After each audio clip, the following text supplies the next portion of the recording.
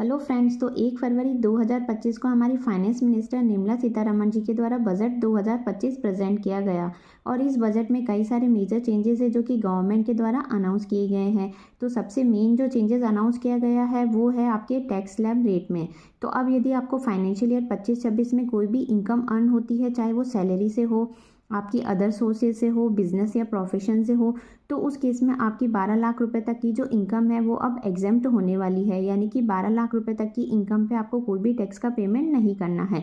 तो अब गवर्नमेंट के द्वारा जो ये टैक्स स्लैब रेट इंक्रीज की गई है, इसके अकॉर्डिंग अब आप ज़्यादा से ज़्यादा इन्वेस्टमेंट भी कर सकते हैं। तो अब ये 12 लाख रुपए तक की जो इनकम है आपकी वो टैक्स फ्री कैसे होगी, यानी कि 12 लाख रुपए तक की इनकम पे टैक्स की कैलकुलेशन कैसे की जाएगी, इसको हम समझ लेते हैं। तो अब गवर्नमेंट के द्वारा जो बजट 2025 में जो new tax slab rate announce की गई है, उसके अकॉर्डिंग यदि आपकी फाइनेंशियल ईयर 25-26 में इनकम अगर 4 लाख रुपए तक है, तो उस केस में आपको कोई भी टैक्स का पेमेंट नहीं करना है। यदि आपकी इनकम 4 लाख रुपए से 8 लाख रुपए के बीच में है, तो आपको 5% से टैक्स का पेमेंट करना है।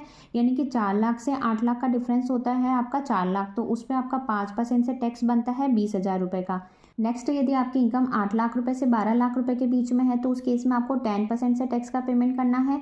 तो यहाँ पे 8 लाख से 12 लाख के बीच में डिफरेंस है 4 लाख का, तो 4 लाख का 10% होता है 40,000। तो 12 लाख रुपए तक की इनकम पर आपका टोटल टैक्स बन जाता है 60,000 रुपये का। तो अब यहाँ पे अगर आपकी इनकम 12 लाख रुपए तक है, तो उस केस में आप 60,000 रुपये तक की रिबेट का बेनिफिट 87A में ले सकते हैं, यदि आप न्यू टैक्स रेजिम में अपनी ITR फाइल करते हैं असेसमेंट ईयर 26-27 के लिए। अब यदि आपकी इनकम 12 लाख से 16 लाख रुपए के बीच में है, तो उस केस में आप 15% से गवर्नमेंट को टैक्स का पे करेंगे। अगर आपकी इनकम 16 लाख से 20 लाख रुपए के बीच में है, तो 20% से टैक्स का पेमेंट करना है। यदि इनकम 20 लाख से 24 लाख के बीच में है, तो आपको 25% से टैक्स का पेमेंट करना है। और यदि आपकी इनकम 24 लाख रुपए से ज़्यादा हो जाती है, तो उस केस में आपको 30% से टैक्स का पेमेंट करना है। तो बजट 2025 में गवर्नमेंट ने एक new tax slab rate insert की है 25% की। तो अब पहले क्या होता था कि आपकी इनकम 15 लाख रुपए से ज़्यादा होती थी, तो उस केस में आपको 30% से गवर्नमेंट को टैक्स का पे करना पड़ता था।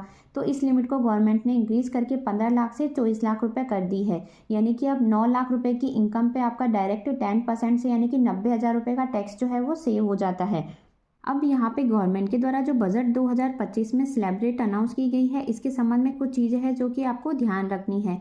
तो फर्स्ट तो है कि ये रेट जो है वो आपके फाइनेंशियल ईयर 25-26 से एप्लीकेबल होगी। यानी कि आपके द्वारा फाइनेंशियल ईयर 25-26 की इनकम के संबंध में जो असेसमेंट ईयर 26-27 में ITR फाइल की जाएगी, उसमें यदि आपकी इनकम 12 लाख रुपये तक है, तो उस केस में आपको कोई भी टैक्स का पेमेंट नहीं करना है। लेकिन यदि आप अपनी फाइनेंशियल ईयर 24-25 की ITR फाइल करते हैं, तो उस केस में आपके जो इनकम की लिमिट है वो 7 लाख रुपए रहेगी। यानी कि 7 लाख रुपए से ज़्यादा की इनकम होने पे आपको टैक्स का पेमेंट करना है।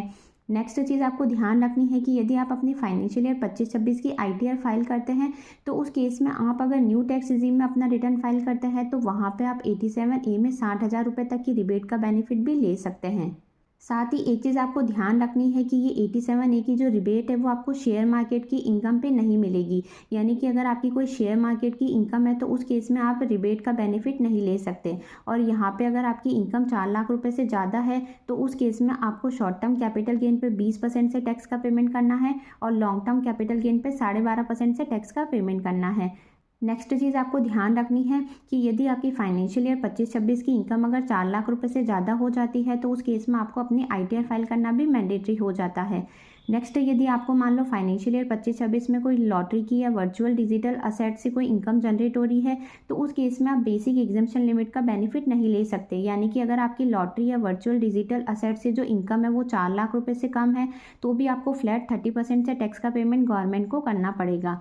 और एक चीज़ आपको ध्यान रखनी है कि मान लो यदि आपकी फाइनेंशियल ईयर 25-26 में सिर्फ सैलरी या पेंशन से ही इनकम है, तो उस केस में आपकी 12,75,000 रुपये तक की इनकम एग्जेम्प्ट है।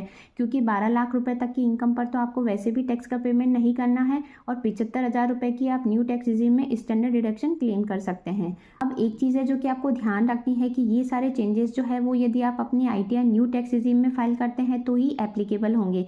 यदि आप ओल्ड टैक्स रेजिम में अपनी ITR फाइल करते हैं, तो वहाँ पे आपकी टैक्स स्लैब रेट जो है उसमें कोई भी चेंजेस नहीं किया गया है। यानी कि आपकी जो पुरानी टैक्स स्लैब रेट है वही एप्लीकेबल होगी।